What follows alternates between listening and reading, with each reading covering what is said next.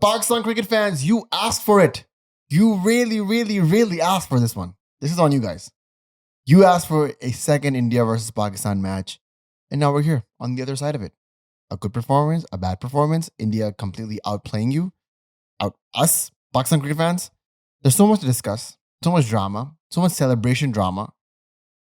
With me as always, my brother, my co-host Bashar Sayed. Is it too early to request for a third India versus Pakistan match? The request is already in, Bashar. People want this. People really want this. And especially after today's performance, with Pakistan showing a lot more silver lining in their cricket, I think that if there were to be a third India versus Pakistan match, I think it would be even closer than it was today. Yeah, Pakistan learning from their mistakes, looking like a different side that came out to play against India last Sunday, and considering what happened from last Sunday to this Sunday, for them to pick up themselves up and come out here, play competitive against India. I'm so glad that this podcast will be just about the match, just about the cricket that happened. Well, right before we start with the match, there were some incidents on the field that I think you and I should discuss, just because we were so critical about. Right now? Yeah, start of the podcast, then we go straight into the match, so we don't have to talk about it again. There were some videos going viral right now of Haris Rauf on the boundary line, making gestures to the Indian crowd, I believe it was. I mean, why would he make it to Pakistan? That were chanting Kohli, Kohli to him. They were chanting Kohli, Kohli to him, and obviously triggered him. And instead of giving the performance on the pitch like he's paid to do and the professional that he is, he chose to just have a cheap theatrics, antics, mimicking or miming the fall of the plane that went down in the India versus Pakistan war that happened a few months ago. I'm not here to litigate the truth or the falseness of that matter. I mean, there's so much reporting on that from international media. Stock prices going up, down, all that's like, there's so much stuff there that if you are genuinely interested, you can check that out. My concern is that a Pakistan cricket player went out of their bounds to prove an Indian audience wrong. And not only did he not succeed in that, he made all of us look bad and made himself look bad and made the Pakistan cricket team look bad because he's wearing the star and greens. He's representing you and I in the field. And I'm Canadian. I mean, look at, you're more Pakistani than even Haris Rauf at this point. This guy's felt like the PCB spit on him, threw up on him. It was shameful. It was distasteful. It's not the type of antics that I want from my Pakistan cricketers. The aggression on the field, sledging Abhishek Sharma and all that stuff in the second innings, I guess that's all part for parcel. There was going to be some high octane tensions. I can live with that. Even Sahibzada's celebration, I can live with that because we've seen Asif Ali do this. We've seen other cricketers do this. Jadeja has the sword thing. So if you want to read into that as Indian fans and Indian cricketers and the media you can, but that's not what I'm going to do here. I'm going to call a spade a spade. What Haris Rauf did was not nice, not fun. I don't condone that. I actually condemn that. That's not how I want my Pakistani cricketer to behave on the field when he's representing Pakistan. I actually got secondhand embarrassment looking at that Haris Rauf clip. I'm like, why are you doing this, man? If you have anything to say to the Indian fans, go out there on the pitch, perform, take wickets, win the match for your team. That's what your primary job is. At the same time, I do want to ask you, don't you think with Sky's comments last Sunday, it's opened can of worms, and it's set a precedent that you can just come on the field, pass comments, give gestures.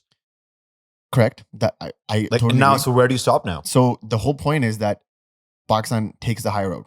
We're better than that. You and I came on this podcast for 25 minutes on two separate occasions to ridicule, demean, condemn, call that out, call that behavior out, the misbehavior out. And if that is now happening on our own camp, we can't just turn a blind eye and say, oh, well, I mean, if the can of worms are open, we have to be consistent with this. And Haris Rauf, what he did, I wouldn't have liked it I didn't like it when Sky did that on the other side. I still didn't like Sky's comments at the end of the press conference, which we can even touch upon if you want. I think it's, again, distasteful. If you are the greatest team in the world, why would you punch down? Why would you make a comment like that? Just keep performing. Nobody's going to judge that. Let others form an opinion, not the players themselves. And same thing with Haris Rauf. Yeah, the Kohli thing got to him because, that's definitely a trigger point for him.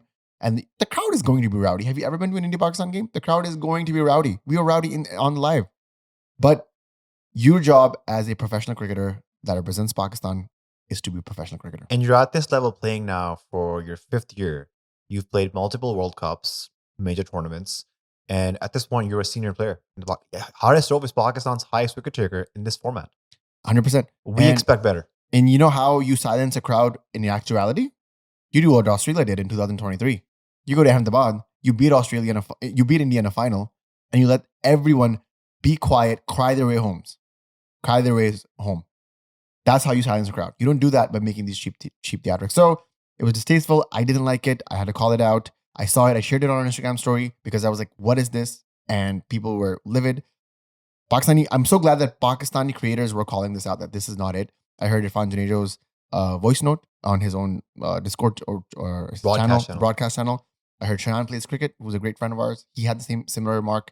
People who are celebrating this, that's not who we are as cricketers. That's not who we are as cricket fans. We want the game to proceed and the game to progress, not the stuff.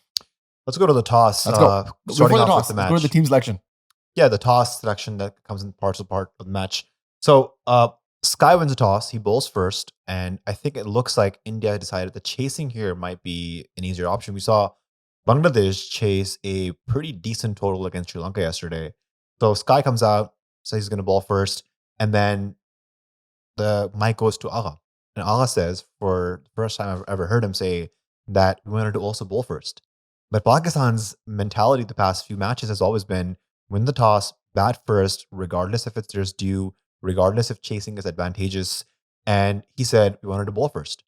Now, I did bring up a stat where there's 17 times where Agha won the toss and 11 times he batted first.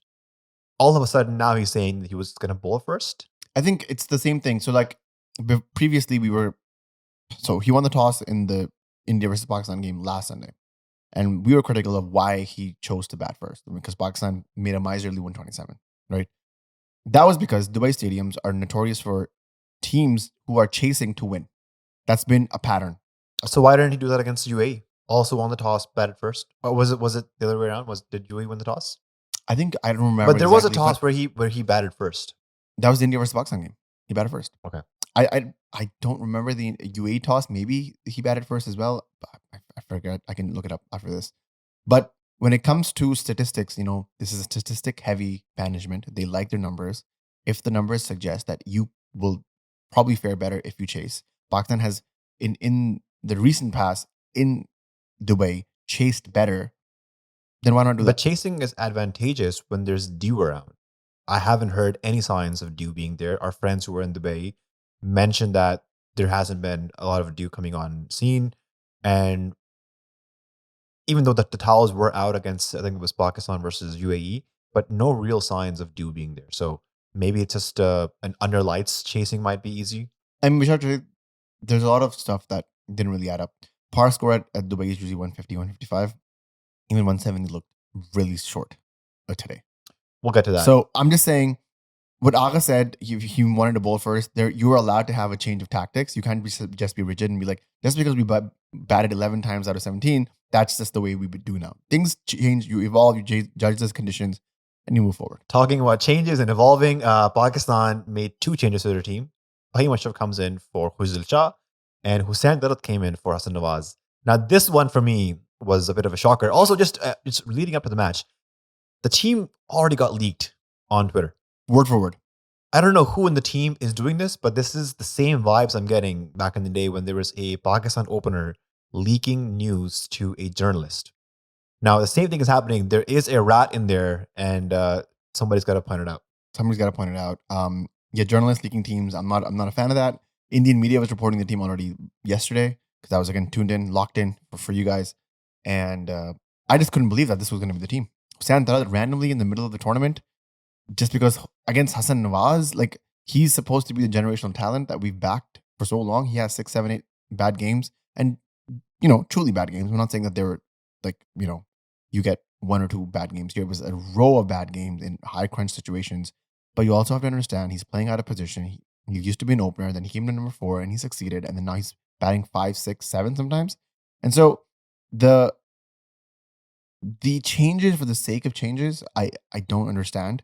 I needed Hassan Nawaz today in this team. If Hassan Nawaz was there instead of Hussain Darat, you probably were eyeing at 190. And if you eyed a 190, even with the start that Abhishek Sharma and Gill gave India in the beginning, there could have been a time where the match could have been stuck, because there was a moment where Pakistan sort of came back with 2 back-to-back wickets.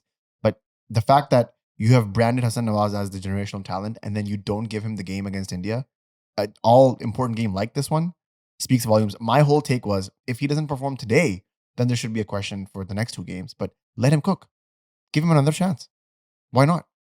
Now, before this Asia Cup, if you asked me who are players to watch out for from Pakistan, I would have told you Hassan Nawaz is up there for guys that you need to watch out for from Pakistan, just because of his game against spin, his game in the middle order. But but Pakistan dropped him and they brought in Hussain Talat, who hasn't played for Pakistan in a while. Like he's on his comeback series now. He played last in Bangladesh. But talking again about inconsistent messaging, Salman Agha in the post-Bangladesh series at home in the press conference said that there are 3 match winners in this team. Saim Ayub, Mohammad Haris, and Hassan Nawaz. Saim Ayub has been dropped from an opener to 1 down. Mohammad Haris has been dropped from a number 3 to number 8. Hassan Nawaz is out of the 11. So you're making these statements, but then you're not backing them with your actions. Now, I will say, probably these players haven't backed up their performances, Salman Agha's words with their performances, but it just seems like they're backing out of what their initial plan was at the very crunch moment. Because it feels like they've cornered themselves into a hole. Everything they've been trying to do has not stuck the landing that it should have. Even the games that they've won against Oman and UAE were unconvincing for everybody. Even, you and I came on this podcast and we're like, hey, we did win this, the 142 game against UAE. The bowling bails you out. The batting is still not the aggressive, intentful, or full of intention batting that we were promised. Loft the shots, going for the bad ball, giving respect to the good ball. It seemed like everything was a slog. Everything was a mid-wicket hoik. And that's not really the intentful cricket that we wanted to watch. And so when things started going, when they started getting wrapped up into a corner, I felt like they just went back to what they knew best, which is the whole Rizbar situation all over again. Because I guarantee you, if Rizwan and Barbara were playing today, they would have scored 170. And this was a 200 pitch. Simple as that.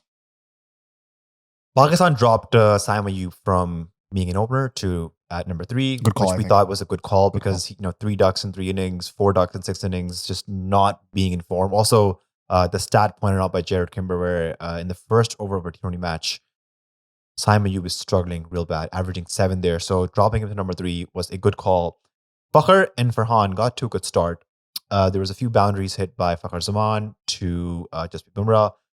Important to call out that Farhan was dropped on 0 by Abhishek Sharma at 3rd man. Sitter At this level for this Indian team. Sharma drops 3 catches today, right? 2 or 3 catches he dropped. 1 Kuldeep. 2 catches. No. There was 4 catches dropped in total. Okay. 2 by Abhishek Sharma. Both catches of Farhan. 1 catch of Saim Ayub by Kuldeep Yadav. 1 catch of Fahim Ashraf by Shubman Gill. Oh, okay. Was it Gill at the end? Yes. Okay, I thought it was so we'll talk about India's fielding lapses towards the end, but just mentioning that Farhan did get an opportunity right there. Fakhar did capitalize. We got to a flyer because of Fakhar Zaman. He looked like he was in good touch. He was attacking Bumrah. He hit Hardik for a boundary. And then there was sort of an off-cutter, off-pace delivery. Like it was slower than his pace on delivery. And nicked off to what seemed like a controversial dismissal. We were streaming it live. My opinion was that when the ball went inside Sanju Samson's gloves, that the ball bounced, but it bounced inside of his gloves. So his fingers, if you want to call his gloves an extension of his fingers, it bounced inside his finger. Yeah. Not on the ground. On the tip of the glove and into the glove. Yeah. From the view that I had from what the TV showed. Now, I'm totally agreed with you when it comes to that. I thought it was, after I saw the replay a few times, I felt like it was a clean catch. Now, there's been a lot of debate, including within the players. Even Agha. Waqar Yunus in the comms. Waqar Yunus wanted to see it again. Agha in the press conference. Fakhar, when he went back in the dressing room, he had a moment with Mike Hesson. He's like, what's going on? He was swearing. I don't know. I thought that was a clean out.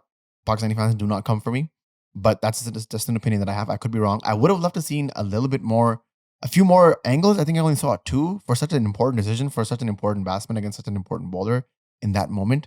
Maybe show me 3 or 4 different angles. Maybe show me a top-down angle as well if you can. Doesn't have to be a good angle. I just thought that the decision was made a bit hastily. Show me that you're thinking about it. You see one angle, you're unconvinced. You see another angle, you're totally convinced. That was a little bit of a red flag to me. I mean, I think when you have conclusive evidence that. But is it conclusive? No, because we're talking about it. Well, if you're seeing front on spin vision and the ball is going inside his gloves and bouncing inside his gloves. Front on, it seemed like it was bouncing outside. It was. So what other angle do you want to see? So there were two angles. There's a square leg angle, I believe, or a point angle that was coming from this side, from my right hand, and there was another angle coming from the left side.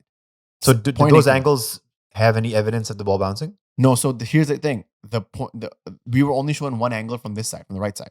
We were never shown the angle from the left side or the top down side where the camera is. I don't know. So my point is that there could have been a little bit more. You could have investigated a little bit more than they did. I thought the front on vision with zoomed in gave us conclusive evidence that this is out. Okay. So I don't know why people were still debating it. I thought it was a clear out. All right, fair enough. Your opinions are your opinion. I just thought that Fakhar Zaman, if he stood there maybe he played the whole power play, Pakistan would have ended up with 200. Yeah.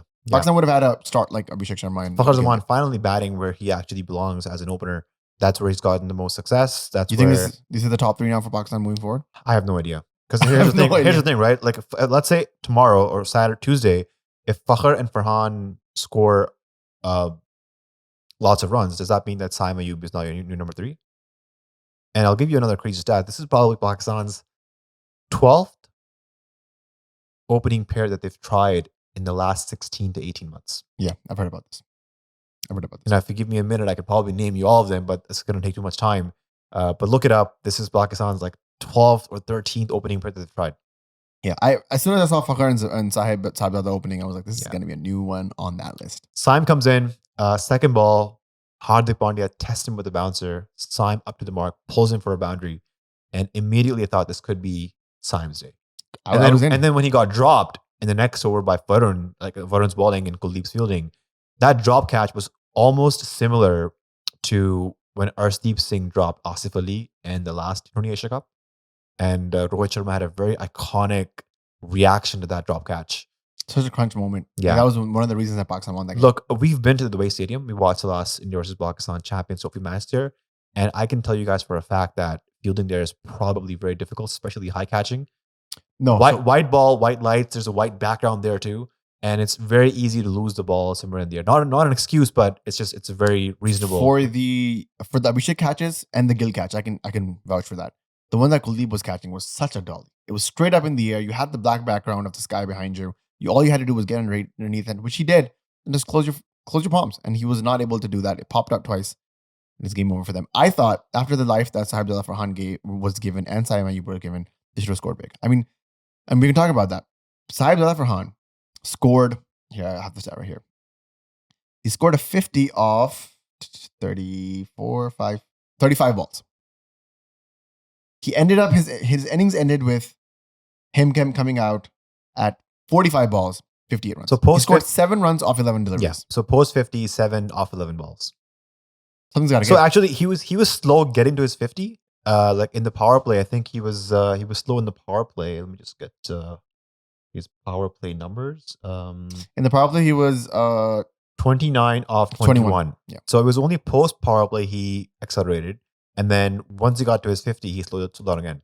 And if you look at his final numbers, 50, like 128 strike rate for his 50, that's basically a Babar innings. Yeah. So he started off quick. He was at 145, 147 when he scored his 50, which I was keeping an eye out on the strike rate because at one point, both Saim and Sahib Zada were playing over 140, which I was like, this is perfect. With this rate, they will get to 180, 190, 200 even if they were able to accelerate near the end. But both Saim and Farhan ended up with 128 and 123. Yeah, when you're given chances at this level, you've got to capitalize. Look at what Abhishek Sharma did. We dropped him. There was a half chance by Nawaz dropped, and then a drop catch by Farhan, and he made you pay so badly. I want to just focus a bit more on the power play for Pakistan, and particularly how Pakistan took down Bumrah. Let's talk about it. 3 overs, 34 runs in the power play. This is Jasprit Bumrah's most expensive spell in the power play in his entire career. Like this is like days like this hardly ever happen where India is dropping catches, Bumrah is going for runs. And if you told me before the match Pakistan would be 55 for 1 in 6 overs, I would have taken that. I would have not believed you. This is Pakistan's highest power play score against India in T20 eyes. So an improvement there in the first power play, because we have seen in the past few matches that post power play in the middle overs, it becomes a bit difficult to bat on this Dubai pitch. Yeah, and Pakistan, I think, did really well with it. You and I were talking about it. We were like, if you get 42 for 1 in 6, I think I'll take that. They had 55 for 1. I don't know why Sky keeps bowling Bumrah 3 overs in the power play. This is the second or third time he's done this.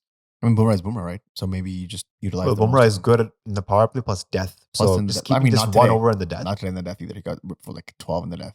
So bad day for Bumrah altogether. But Pakistan were able to come to a really good total. I think the 10 over mark is probably the dividing point for me. When Pakistan were 90 for 1 in 10. Pakistan were 93 for 1 in 9.3 overs. And the downfall sort of started after that. That's what Sky said at the post conference too. Just before that as well, the way Pakistan took down Kuldeep as well. There was an over where first ball, Saim Ayub comes down the track, hits him for 6, and then Kuldeep Yadav is taken out for another 6 by Farhan. Now, the interesting part here was that Pakistan was looking to hit straight down the ground to Kuldeep. In the V. I've been talking about this for a long time. Kuldeep Yadav, I'm a leg spinner myself. And obviously not the level that Kuldeep Yadav is. That's not what I'm trying to insinuate here. But I have enough, I know enough to know that if you bowl your line lengths perfectly, the only way a batter can hit you properly with a shot, if you don't like drag it back or give a full toss, is down the V. If he tries to go across, he's going to sky it. If he tries to go with the spin, there might be a chance that he connects it, but more often than not, that's a very hard shot to execute, right? So the V is the best way to hit a wrist spinner, be it a right-handed or left-handed. So the way that Pakistan were batting previously was just like trying to go for mid-wicket hoiks, and that's never going to yield anything. You might hit one, but it's not a consistent form of getting boundaries. Hitting him down the V, that's the way to do it. What Saim and Saeed also showed it today. There was a point where after those 2 sixes, Sky came in, put his arm around Kuldeep's shoulder and talked to him for a second, just try to slow the game down there. And it looked like they were a bit under pressure. Like I haven't seen the Indian bowling. I don't think they were a bit under pressure. Put under pressure. I think they were under pressure. The first 10 overs for India during Pakistan's batting they were down and dusted. If Pakistan had continued that onslaught, I don't think India would have recovered. But again, Pakistan had other ideas. 91 for 1 in the first 10 overs. And then comes the game-changing spell, bowling change. Sky brings in Shivam Dube. Boom. And immediately he takes the wicket of Saim Ayub. I think we learned immediately after Dube started bowling is that this pitch is helping the medium pacers who are just sort of bowling around 130 clicks, bowling the odd cutter. The way that Saim got out, it looked like he swung too early. The ball hit the bottom of his bat. He skied it, and India took this catch this time. And that spell started the downfall of this Pakistan innings. So, Siddhant in our Patreon, right? He's not a very big Shivam Dube fan. And as soon as Dube came out, I took a 10-second break from the stream to go into our Patreon chat on WhatsApp and actually text Siddhant, like, how are you holding up? Turns out Siddhant was wrong. He was playing all of us, again, apparently, because Shivam Dube comes, he was 3 for 16 with 2 wickets, Bashar. It wasn't until the last over that he got hit for 17 that whatever ended up 4 for 33. If you told me before this match that Shivam Dube would have a better bowling quota than Bumrah, I would have not believed you. Bumrah 4 for 45. Again, crazy. But Shivam Dube was the one that did the damage. Now, I thought, so I analyzed, because again, I'm wearing the Karachi Agenda shirt in Urdu, in black. I was wearing this throughout the stream. You guys can check it out. The link's in the description below. I was here for the Saim redemption arc, which I thought we got a glimpse of, but it's still not completed. I thought as soon as Shivam Dube came for the 11th over, I was like, Saim's going to take 15 off this. He has to. This boy does not bowl over 127 kilometers an hour. He bowls short. It's a sticky wicket, a little bit, but Saim is a great puller of the ball. This is probably the time that he should go for his no-look shot. I was expecting all of that. I was ready for it. And all Saim does is he balloons it to mid-wicket or square leg. How? I saw the replay of that. Swung too early. He swung too early. He thought there was going to be more pace on the ball, which is, I guess, giving a little bit more respect to Shivam Dube than necessary. Or maybe Shivam Dube was the master and artist here, who just took the pace off even further, and Saim ballooned it. It was such a nothing shot. It irks me. Pre-match, Pakistan is preparing for Bumrah, for Hardik, for Akshar Patel, Varun Chakravarti's mystery spin, how to pick Kuldeep Yadav. Here comes Shivam Dube. That was He was out of the syllabus, as somebody said in the. And then Pakistan sends in Hussain Tarat, which I'm not sure if that was the right idea. This is where Pakistan lost the game. So their thought process is that Hussain Tarat is a great player of spin. He has a sweep shot, he has a lap shot, he has a reverse sweep shot. But initially, Tarat looked in high pressure. I mean, I think even Agha mentioned that it's not easy for a new batsman to come in and start scoring runs immediately. Even though Tarat did get a free hit by Shivam Dube to hit that. It was a dot ball, missed it. And that's when the scoring rate just stopped here a bit. And Pakistan lost a few wickets back to back. Tarat's first ball was a double. His next ball was a dot ball, but that was a no ball. And then his next two balls were dots. And this is, I think, where India put the squeeze on. There was a period of 39 balls in that middle overs where Pakistan did not score a single boundary. But after being 91 for 1 in 10. Make it make sense. Make it make sense. This is where Pakistan lost the match. 6 overs, or whatever, 5 overs. 6 overs of no boundaries from the 10 to the 16th over, guys. Think about that. That should have been the acceleration point where from 10 to 16, you add another 60 runs. You end up with 160 and 16. The last 4, Pakistan did great anyways. I think they scored 45 in the last 4. 13.1, Tarat gets out, trying to reverse sweep. Kuldeep gets caught out, and in comes Mohammad Nawaz. So the Pakistan team right now, they're trying to maintain that left-right combination.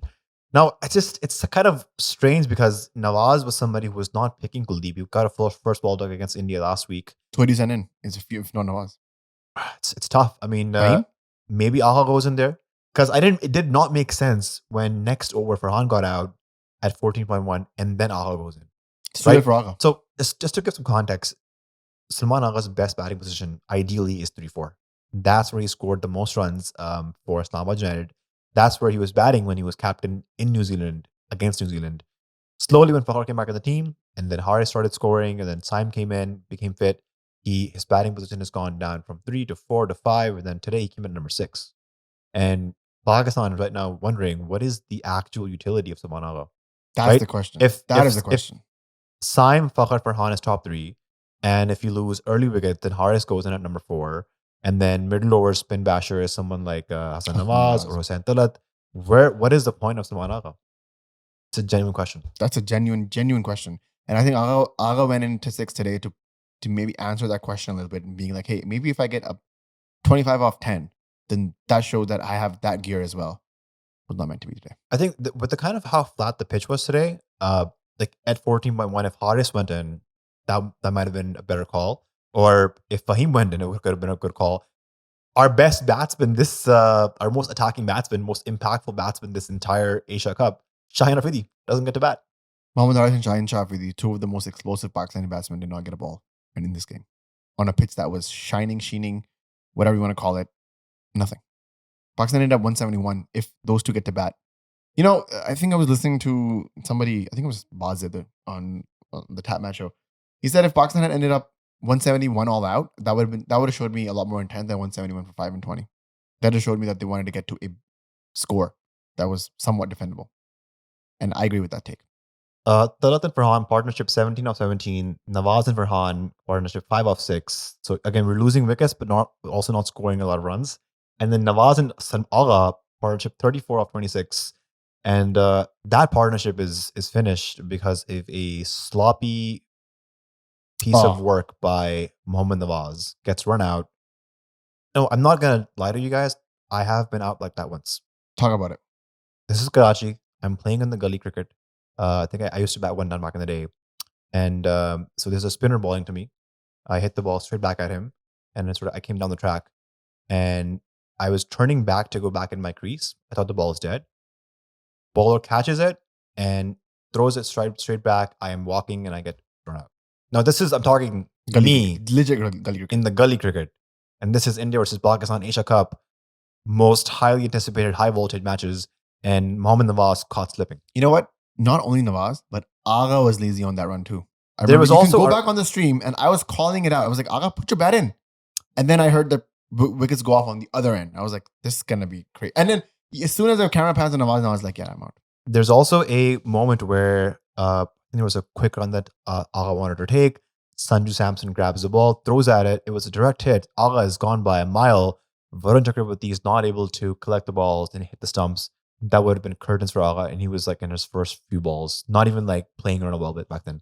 That's lazy cricket. And that's not what I expect from a professional cricketer. Just like I said in the top of the podcast about Haris Rauf and his actions on the field, this is cricket 101. This is what they teach you in cricket academies on the first day. Ground your bat, slide your bat, wait till the umpire calls dead. Then move over. Whatever you want to do. Chit chat. So it didn't make any sense. Mohammad Nawaz, who was kind of looking good now.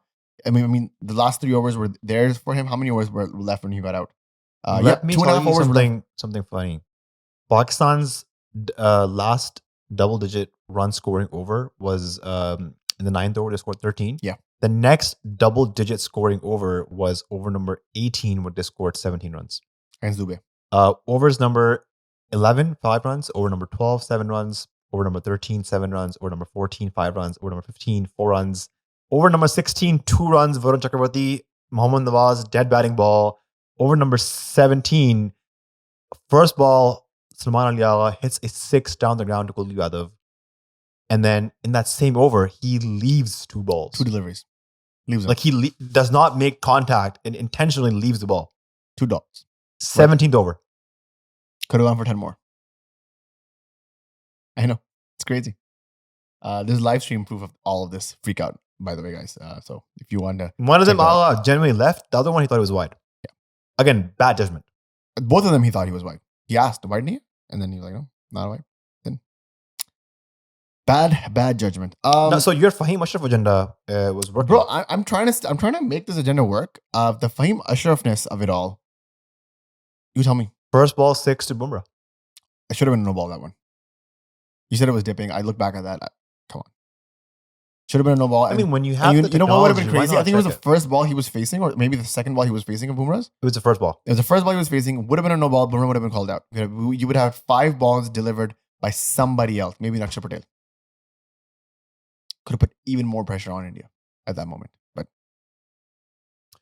so Fahim's cameo towards the end actually helped Pakistan get to that 171. And I want to just take a brief moment to talk about India's fielding lapses. This is India's worst day in the field since 2019. 4 drop catches, like I mentioned. There was a missed run out of Salman Agha. We just talked about this.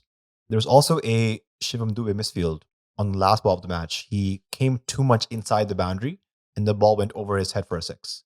Now, this was probably, like I said, this is a once in a 6-year match where India's fielding this bad. Where they drop Farhan twice, he scores a 50. They drop Saim Ayub and he scores 21. Gill dropped for him, he scored 20 off 8 balls. This will not happen every single match. This will probably not happen again in the next 10 years. Probably not happen until the next 6 years. Yeah. Probably. So Pakistan, in the first innings, played out of their skin, and India played well below their actual potential. This is the reality of it. They ended up at a par score.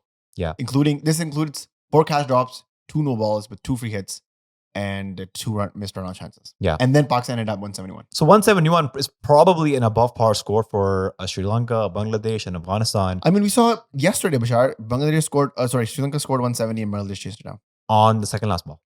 It happened. And so if Pakistan did the same thing, India is way better than Bangladesh, right? We know this. Yeah. So what are we expecting? Look, there are a lot of improvements, a lot of takeaways from this Pakistan performance. For sure. In the batting especially. Their dot ball percentage down from 53% again the first match against India, down to 43%, so down 10%. Still lots of room for improvement. On the live stream, we were pulling our hair because Farhan would hit a boundary, then he would play 2 dot balls. He would hit a 6, play 3 dot balls. India 35% dot ball ratio. Plus, this is an interesting stat. Pakistan hit more 6s than India did today. Even though Abhishek... What about overall boundaries? Yeah, they hit 18 4s and Pakistan hit 11 4s. But that's where the middle part comes in, right? Where Pakistan were not able to execute any boundaries from 10 to 16. But still, they hit more 6s, which is a good thing. They're going for the intent thing. But the intent does not stop after the 10th over, guys. Guys, the intent continues throughout the game. All 20 overs. It doesn't stop. You don't start from 1 to 6, and then 6 to 10, and stop for a bit from 10 to 16, and start right all over again. From the fact that Chakravarti's 17th over or 16th over went for 2 runs is an insane stat. The last 5 overs are the slog overs. And Nawaz played 4 runs. They were trying to see him off. Well, he saw you off, for sure. So Pakistan gets to 171. Like at this point, looking at India's batting, if they had scored 200, that would have also been under par. Like if No, it Pakistan, wouldn't, because if Pakistan had to like make this match competitive, they had to score 210, 220 at least. Pakistan could have scored 190, 200 and still would have made a match out of this, a proper match out of this. Even with everything said and done, Pakistan still managed to get to the 18.5th over, right? Well, I'm just saying, add 20 runs to that target and give me that middle over squeeze that Pakistan was implementing with Haris Rauf and Fahim in there. Things would have gotten tighter than you would have think. Okay, 190, but then also consider that hypothetically, Mohammad Nawaz has to take that quarter of a chance, diving on his non-dominant hand and that ball magically sticking in his hands. No. Everything could continue the same way. But when there's a 190 run scoreboard pressure versus a 170 scoreboard pressure, I would love to see how Abhishek Sharma tackles that. I would love to see how Gill tackles that. Well, they were cruising through, man. They were cruising. First 10 overs. For sure, they were cruising through. But when you have 70 in the first 6, you only need 100 in the next 14. But when you have 70 in the first 6, you still need 130 in the next 10. 130 in the next 14. Yeah. The run rate is still over 9. Things get difficult in the middle, in the squeeze overs, when you still need 9.5. India never needed more than 7.5 after the power play. And that's the difference right there. Yeah, India was basically won the match in the power play. Boom. We saw this. After the power play ended, it was kind of a snooze fest until Haris Rauf and Fahim started taking wickets. Because it was like, they're going to cruise to this. It was just over, I think it was like 80, or what was it? Yeah. It was like 90 needed off like 75 balls. And I was like, they can take this as deep as they want, if they want to, or they can finish in 16. I mean, they took it as deep. Thank you to Sanju Samson and Tilak Verma there in the middle. But I mean, if you're thanking Sanju Samson and Tilak Verma, I have to thank Yashi Sports because they are the sponsor of this podcast. They are also Canada's home of cricket. And if you go to yashisports.com, you can browse through their large selection of equipment. You could be a beginner, you could be a pro player, and Yashi Sports has all the equipment you can need, from shoes to bats to pads, helmets, kit bags. They've got the entire package. And they've given us an exclusive code BP15 for 15% off your purchase. We all know taxes in Ontario are crazy. 13% taxes, and backward point with the help of Yashi Sports is giving you 15% off your purchase. Go to yashisports.com, use our code, buy your equipment, and if your equipment is $350 and up, you also get free shipping. And lastly, we're also doing a free cricket bat giveaway with Yashi Sports, and I'll let you tell more about that. So the cricket bat giveaway, the only way to enter is if you sign up for our Patreon right now. The Patreon is in the description below. Indian fan base is growing. We've got Siddhant, we've got Jeevan now. Jeevan, who I ran into Walmart a few months ago, big fan of the podcast. Shout out to Jeevan. He's a new addition. You guys, it's thunder outside. You guys can join the Patreon right now. Hit the description below. Hit the join button. It's $4.99 or $5.99 if you're in Canada, and we automatically put you in a draw. We announce the draw either on the podcast or on the final live stream, depending if India versus Pakistan happens, and we'll announce it on there, and we'll send you a $300 cricket bat that you can get worked up during the off season and get ready for the next season. And tell us how you performed, because we will definitely share those stats as well. And if you don't perform, the issue is with the batsman. Yes, not the bat. The bat is excellent. I'm looking here at Ravi Ashwin's YouTube video. You want to know what the title is? No. I have to tell you. Okay. India streaming in 4K. Pakistan buffering in 360p. Wow. All you gotta know. 360p. 360. Somebody commented. I think you're talking about whatever it is. 144p. 144p. Yeah. Yeah. Actually 144. You can barely see anything. It's granular. Pakistan bowling. Do you want to talk about it, or should we end the podcast? Let's talk about the first ball of the match. First ball of India's innings. Now, here's the thing. God, the comments are already coming. The grey hat guy with the blue hat guy. I can already hear it. First ball of the India innings, Shaheen Afridi goes for a bouncer. Now, context of this bouncer, there's been lots of criticism on Shaheen being too predictable, going way too fuller, and bowling in the slot, just people knowing what he's going to do. And so Shaheen's like, you know what? Let me bowl a bouncer the first ball of the innings and throw the batsman off. And he bowled this bouncer with his fine leg inside the circle. It wouldn't have mattered. It wouldn't have mattered. Because Abhishek Sharma was ready for it. He just used the pace, hit it for a 6 over fine leg. And that basically, Pakistan was on the back foot because Shaheen, the next 5 ball, was just trying to save his figures. It was an insane shot. It was an insane way to start the second innings. I thought the way to go would have been just the back of a length, dig it in, swing it away, put him under pressure, make him go for the shot, make him make the mistake. See, that the thing is, when you're bowling Abhishek Sharma, the margin for error is so low. Anything full down the ground, anything too short, wide, cut away, anything short on his body, pulled away. Yeah, but this is Shaheen Shah Afridi, man. This is I agree. the leading wicket taker for Pakistan in the 2019 World Cup. This is the guy who took India out in the 2021 World Cup. Like, this is the guy. So he should know better than this. All pre-injury. This is Bashar Dang. This is dude, where is Shaheen swing? Tell me that. His pace is back. He's bowling 143, 142 consistently, which is a very good sign. But where is his swing? Hardik Pandya is getting swing. Bumrah is getting swing. Junaid Siddiqui from UAE is getting swing. Shah Faisal from Oman B team is getting swing, bro. He got in swing bowled to Shubman Gill. Where is Shaheen swing? Genuine question. I have no answers. Pakistan has a bowling coach. His name is Ashley. I think what we heard is that he is working on Shaheen's bowling. His pace is going up. His line length is still a better, but he needs to work on his wrist position, how his hand is finishing. Because until Shaheen does not get that late swing, he will not get early wickets. And I think there was a stat shared by Pro Sports guys where Shaheen versus righties and Shaheen versus lefties, his numbers are very different. He prefers bowling to righties because he can swing the ball back in, get early wickets. But he struggled a little bit against left-handers. Here's another Shaheen stat. Shaheen took 1 wicket in the last 4 times he's faced India. 1. I mean, is there more to tell you? I'll tell you another sad part is that there is no other backup bowler in Pakistan who can replace Shaheen. Like, what I mean by that is that there is no left arm pacer who can bowl 140 plus clicks, swing the ball back in, and kind of bat towards the back end. So Shaheen will likely not get dropped. He can't get dropped. He just came back into the side after a great performance, and trying to make his batting and bowling he become a more well-rounded cricketer for Pakistan. He comes out 1 wicket in 4 games against India, bro. And that's tough. The other issue I have is that at least the first 2 overs, just try to swing the ball. But when you have Simon Yu on the other end, and he's bowling these one-hander seam-up balls, like, you're not going to get proper swing. Like, Simon Yu is not a genuine bowler. Like, he's getting 6 wickets this tournament is a surprise, right? So you're pushing a non-genuine bowler to be an opening bowler, and immediately balls 2 loose deliveries. Gill is good enough to pounce on it, hits 2 boundaries, and Pakistan on the back foot. So I mean, and here's the thing. Again, sad part. Fahim Ashraf, playing for Pakistan last 7 years, has not learned how to bowl the new ball. Still balls that scramble seam. That's how he got Gill out. Scramble seam it back. Cannot swing the ball. Why you can't learn how to swing the ball, bro? You're an international bowler. Haris Rauf cannot bowl in the power play. Cannot swing the ball. Like, this is I don't know what to say.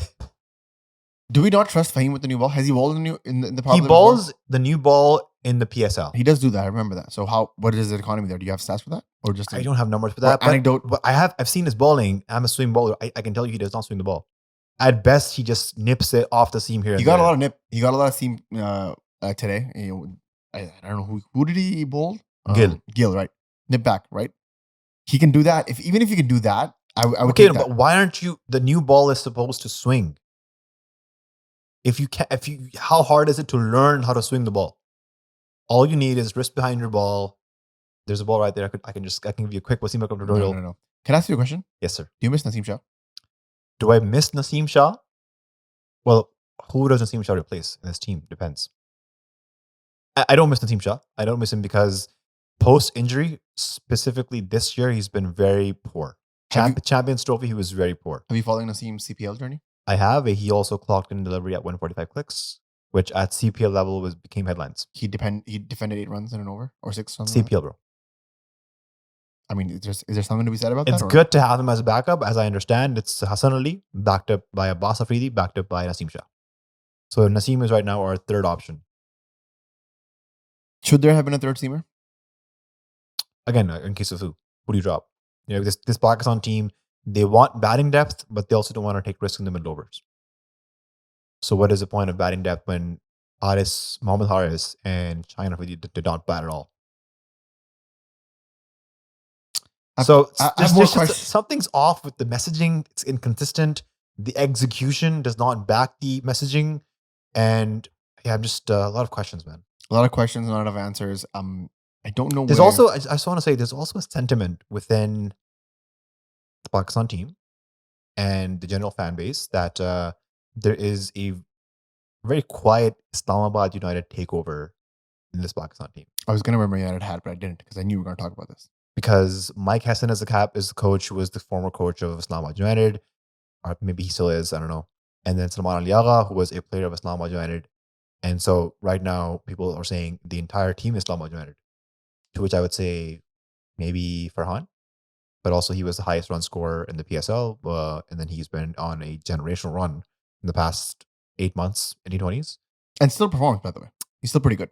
Salman Ali Agha, he's the captain. Mohammad Nawaz literally won the prize series. 2 man of the series, back-to-back. Back-to-back man of the series. And then who else? Am I missing anybody? Naseem Shah and ODIs, if you want to count that. No, I'm talking in this squad. Just this T20, 17-man squad.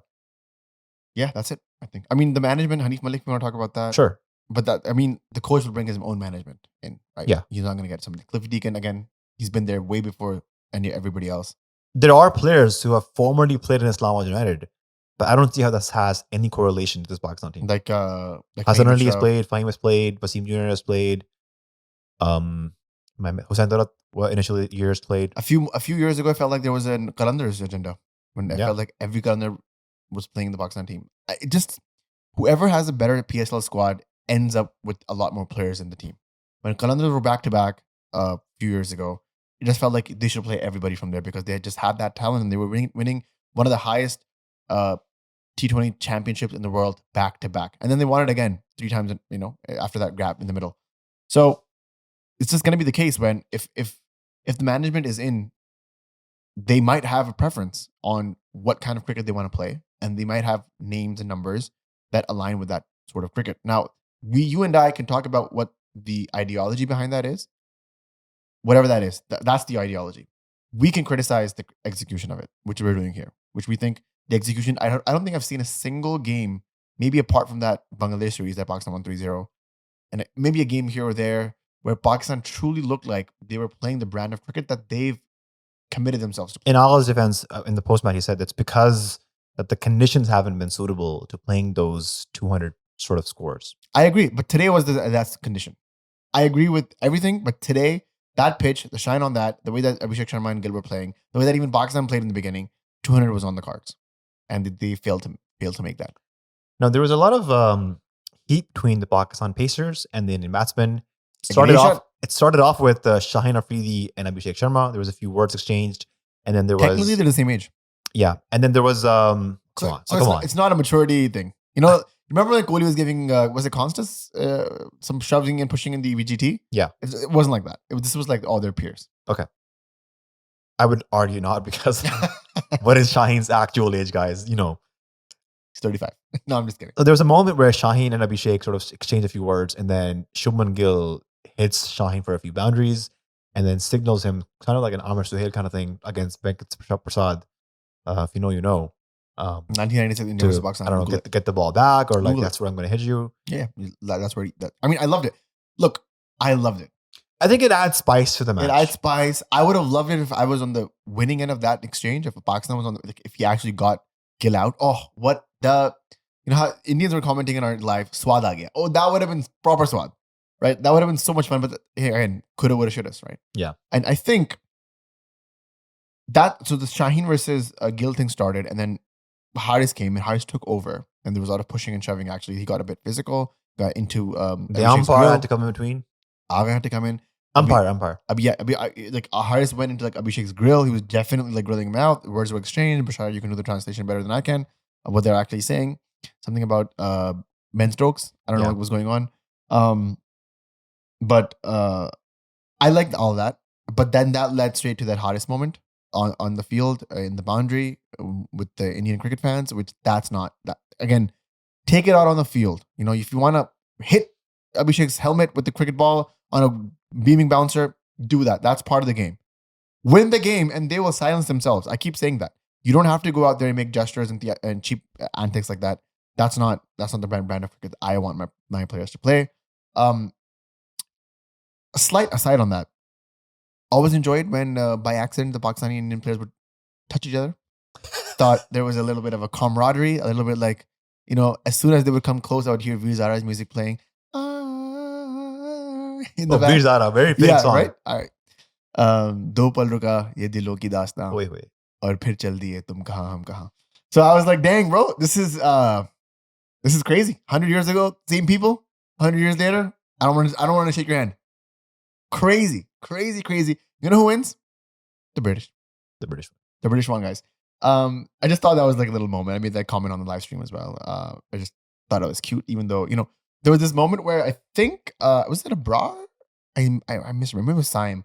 Sam was reaching for the ball, and he came into in front of Abhishek's way, and Abhishek kind of like, I think bumped him or something, and Abhishek apologized and then immediately took his hand back. I was like, this is so crazy because these guys are professional cricketers and they want to be professional, but then you know the non-handshake thing and you can't apologize. That makes you crazy. Was that boycott? Was the first match? Because I thought everybody was watching the second match. I mean, everybody was watching the first match too. Everybody was commenting on the second match. Everybody was watching the first one too. What are you talking about? There was coming out. There were more people in the ground in the first match than there were today. Okay. So I don't know what boycott you're talking about. Also, like, I don't understand like what kind of boycott this is because Neeraj Chopra just played against Arshad Nadeem in the World Athletics Championship. Yeah. And then Sunil Gavaskar is commentating with Fakhar Yunus and Wasim Akram. Shaz and Raz. And then Sky is giving an interview to Urj Mumtaz. Like, took the mic from her. Where do you draw the line? He took the mic from her. I got stressed. Did you see that? Yeah. He took the mic. That was because, you know, Uruj, he's short and Sky is tall. And so he took the mic. And I was like, dang, is he about to say some new shit? But no, he said that shit in the post-match press conference. Did you see that? I did see that. I want to just talk about the match. We'll get to that in just a minute. Okay. Pakistan's best two bowlers, probably on paper, Shaheen and Abrar, both taken to the cleaners. India with 31 for 0 in the first 3 overs. Agha goes to Abrar. Abrar gets smashed. And but that was not. I mean, that was because of Abhishek being Abhishek, but bad balls by both Saim and Abrar. Saim bowled 2 down the leg dollies and he got smashed. 1 for 6, 1 for 4. What are you gonna do? And then he goes to Rauf. Rauf also gets smashed. And then he goes to Saim again. Saim didn't look too good. India were 69 for 0 in the power play, and that to me was the game right there. The required rate after that was just 7.35. Game was in the bag. It never went down from there. You know, I took a stat and I was just looking at Abhishek Sharma. I was like, what is this guy? This guy is literally an anomaly. An enigma. Somebody who can play at a high strike rate with a high average. And when he bats, it's not slogging. It's just proper creating shots. He is so good at hitting the gaps, hitting it over the top, playing to the field, manipulating the field. And here's a really interesting stat that I saw about Abhishek Sharma. So he's played 21 matches for India. India has only lost 3 matches. In the 3 matches that India has lost, he averages 9.3 and his strike rate is 121. In the matches that India has won, he averages 40, strike rate of 202, 200s, 350s. What I mean by showing these numbers is that when he doesn't score runs, there's a high likelihood of India losing. But when he scores runs, which he has 18 out of 21 times, India has won the match almost one-sided. That's his impact. Scored 135 against England. It was in Nepal. It was in Oman. It was England. That just goes to show the type of player that he is. And he's not only just announced himself in like a big tournament in an international stage like this. His arrival is catastrophic for everybody who's facing him. And honestly, even though he's in the opposing side, it was a delight to see that kind of batting. I've never seen that kind of batting. I don't follow Indian cricket. I don't follow IPL. So maybe that happens there a lot. For me, it was a new thing against Pakistan, arch rivals, against a huge audience, millions of people, hundreds of millions of people watching online. To do that, it just shows that not only are the Indian batters a class apart, but they're also a lot more mature, a lot more professional, and just on a different level when it comes to executing the toughest form of the game, in my opinion. Abhishek Sharma has played 359 balls internationally. 116 of them are boundaries. So the longer he stays on the pitch, the more boundaries he's going to score, the more dangerous he gets. Unless you get him out in the first 5-10 balls, you're cooked. That's what I said. If Pakistan had somehow managed the power play to be 35 for 2, 45 for 2, then that was the only chance that Pakistan had to go get in the game. As soon as that was 69 for 0 and 6, it was game over. It was just death by 1,000 cuts after that, Bashar, as a Pakistan. Another example of wrong messaging. Mike Hassan saying that Mohammad Nawaz is the best spinner in the world, then not giving him a single over to me, a couple of reasons. India always had a left-right combination. So a left-arm spinner's ball spinning into a lefty is easier to play, a lot easier to attack for the batsman. And also, this pitch, after Dubey ball, looked like it was a lot more friendlier to the medium pacer. And we saw with the type of ball that Dubey did, and then the kind of like movement that Fahim was getting off the pitch. So Fahim ended up bowling 4 overs. Nawaz didn't bowl a single over the entire match. 7 overs, 77 for spin in Pakistan with 1 wicket. So Pakistan definitely went pace heavy. Haris Rauf 4 for 26 for 2 was probably the pick of the bowlers. And Fahim 4 for 31 for 1 was also pretty good. Apart from that, nothing much to be said about the way that Shaheen bowled. I mean, it's tough. It's tough stuff. Sky failed against Pakistan again.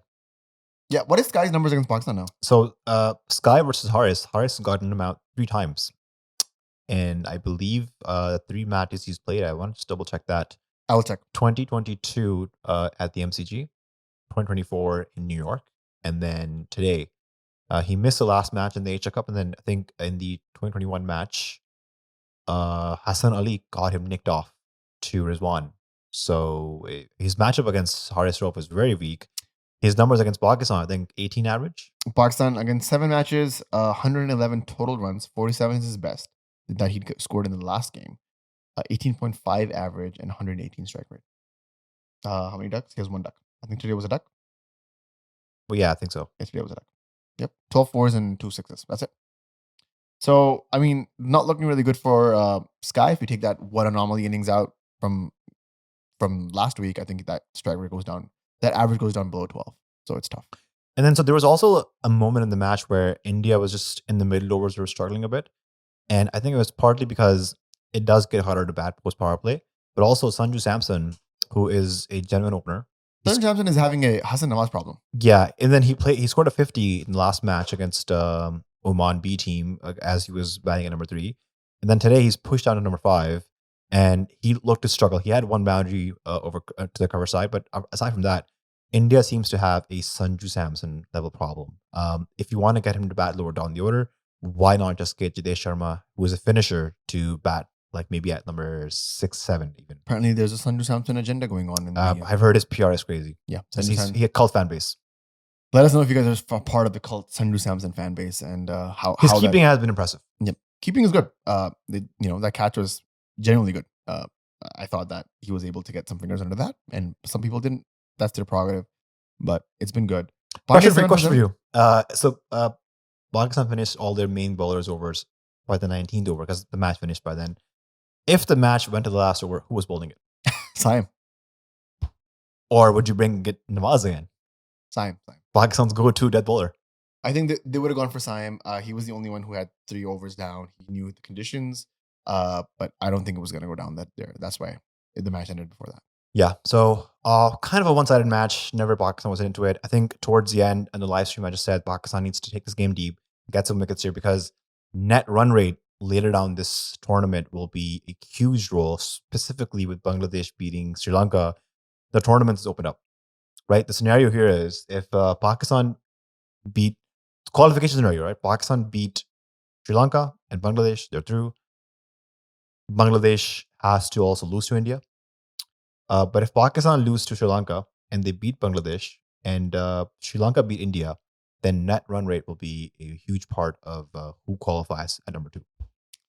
No, if Pakistan loses Sri Lanka and India beat Sri Lanka, then they'll have 3 teams with 2 losses and 1 win because India will be through with 3 wins. That's when the run rate comes in. Now, run rate right now, as it stands, Pakistan's is bad because they just obviously shot the bed against India. But it's not that bad. So it's negative 0.6 for Pakistan and negative 0.1 for Sri Lanka. Those things can quickly change as soon as the game goes on Tuesday. And the games are going to be rapid now. It's going to be one on Tuesday, Wednesday, Thursday, Friday, gap day on Saturday, Sunday final. I want to talk about 2 things before we wrap this podcast up. The first thing is positives for Pakistan. Let's talk about it. I just want to remind everybody that this is a world champion Indian team, defending champions. If I say that India is the best white ball team in the world right now, it's not an overstatement. They've won the Champions Trophy this year, ODI format. They've won the T20 World Cup. They have had an insane run under Sky's captaincy. I think they've only lost like 2 or 3 matches. So this is a OP Indian team. I don't imagine anybody aside from maybe Australia or England to even come close to them. At the same time, on the opposite spectrum, this is a Pakistan team which is in rebuild. We've benched 2 or 3 of our main players, and this is a new captain, this is a new coach, new management, and they're trying to figure out what the right way forward is with this Pakistan team. So, having that in consideration, I think Pakistan scoring their highest score against India in the power play, big win. Scoring 171, their highest score, I think, batting in the first innings against India in their entire history, big positive.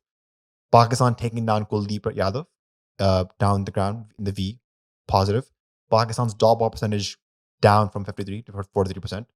Saim Ayub looking a bit better in touch. Fakhar giving us a good start. Sometimes 50.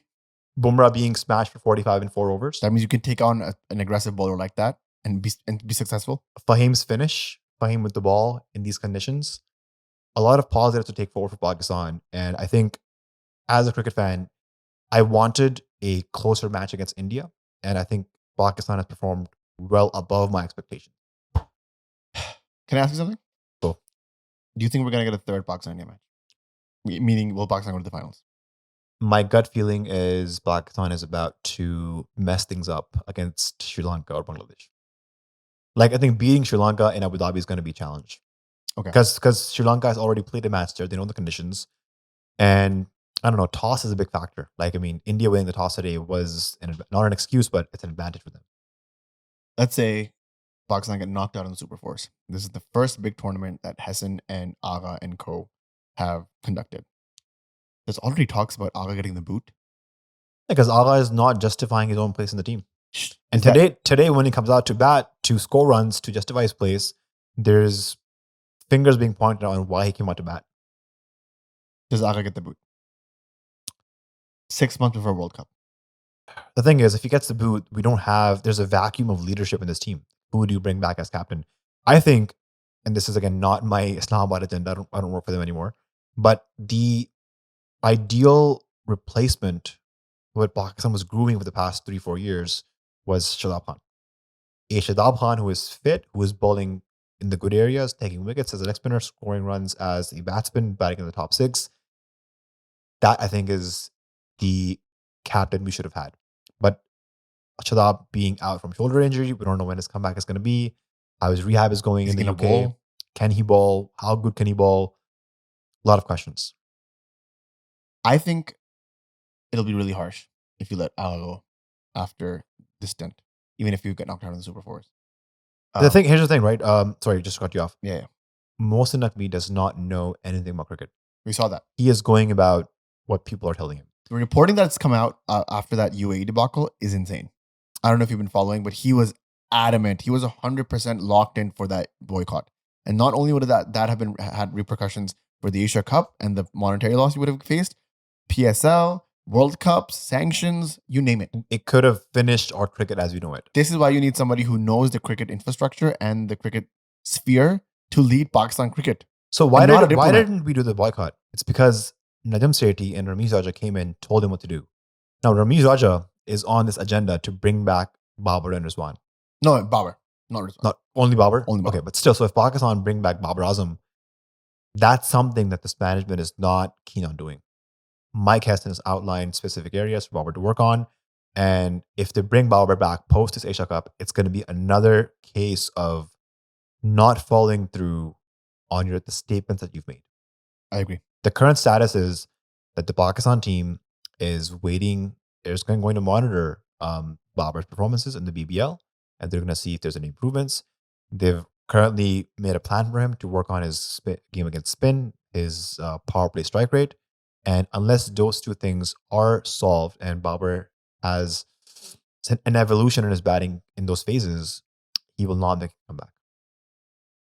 So, okay, let's just switch it up a little bit.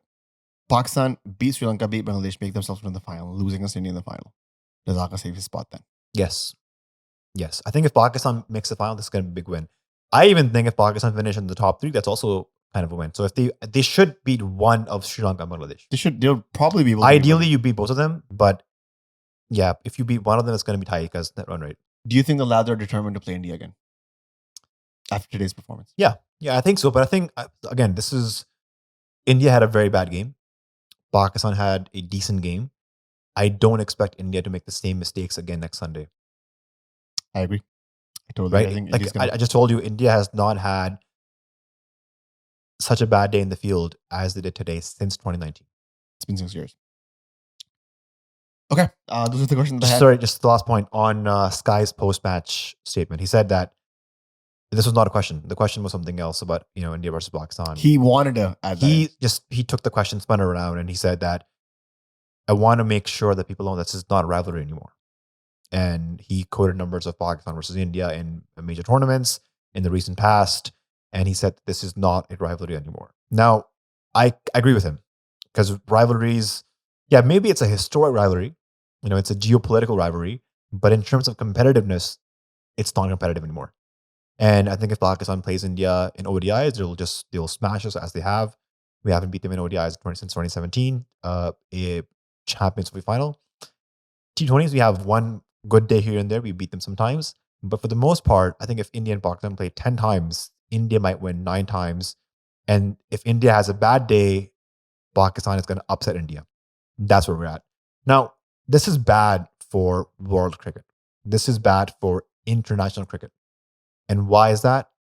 ICC makes money off of broadcast rights. The broadcaster buys tournaments off of ICC. Let's say it's a World Cup. Star Sport is going to buy that World Cup knowing there is an India versus Pakistan match. People watch an India versus Pakistan match hoping it's going to be a good match. If it's going to be one-sided, if you already know what the result is going to be, the viewership is going to go down. The viewership goes down, you get less ads. You get less ads, you make less money. If Star Sports pays less money, ICC makes less money. Less money is distributed to all the cricket nations. So it's going to have a domino effect on how cricket operates.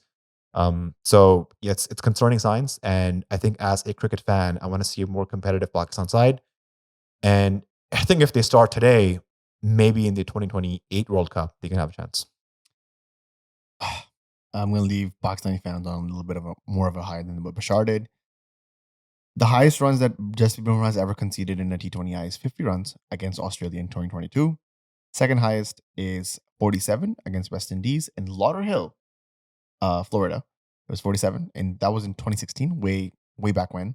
And then the third highest is today against Pakistan in Dubai, 45 runs. That's the third highest he's ever been smashed. You can take that to the bank. Did you hear Shoaib Akhtar say that this Indian team is a very strong Indian team, but KL Rahul is on there? Let's finish on that. Emoji of the day for KL Rahul. For KL Rahul only, because of that. I don't know. What do you want to do for KL Rahul? Or for Shoaib Akhtar? Up to you. Question mark emoji. Question mark emoji of the day. Question mark because there's a lot of question marks in Pakistan's management and how their reporting style and their communication. And the question I have for Shoaib Akhtar is, does he actually watch matches? He's missing KL Rahul. He said KL Rahul is on here. He's right. He said that. He's right. KL Rahul is not in the team. Wow. Okay, we're going to leave you with that. Thank you very much, guys, for tuning in. And we'll see you guys in a couple, maybe in a day or so. Yeah. Covering Pakistan versus Sri Lanka. I know there's one cricketer that we play with in share that is really eager for that match review. So we'll come to you guys. Can't wait for Wasim Bhai to say, Danut Vilalge. No, he can't say that anymore. But like his dad is passed away, he needs to memorize the name properly this time. Just call it by his first name. Didn't. All right. Cheers, guys. Take care.